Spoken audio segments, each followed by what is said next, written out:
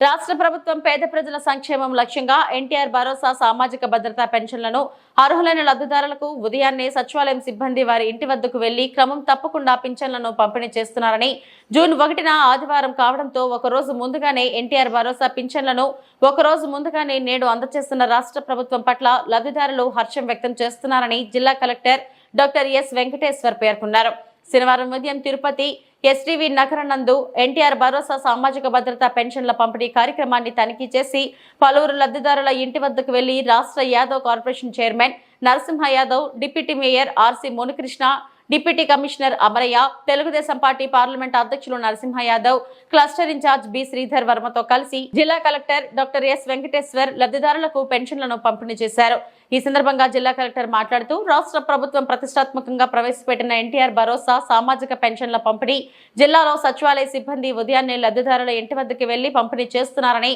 అలాగే కొనసాగించాలని తెలిపారు. జిల్లాలో మే నెలకు సంబంధించి జూన్లో పంపిణీ చేయాల్సిన ఎన్టీఆర్ భరోసా సామాజిక భద్రతా పెన్షన్లను 2,60,379 మంది పింఛన్దారులకు సుమారు 111.74 కోట్ల రూపాయలు ఎన్టీఆర్ భరోసా సామాజిక భద్రతా పెన్షన్లను జూన్ 1వ తేదీ ఆదివారం అయినందున ఒకరోజు ముందుగానే ఈ రోజు లబ్ధిదారుల ఇంటి వద్దనే పంపిణీ చేస్తున్నామని జిల్లా కలెక్టర్ పేర్కొన్నారు. ఈ కార్యక్రమంలో తెలుగుదేశం పార్టీ పార్లమెంట్ అధ్యక్షుడు Narasimha Yadav, cluster incharge B Sridhar Varma, welfare secretary Bhaskar తదితరులు పాల్గొన్నారు.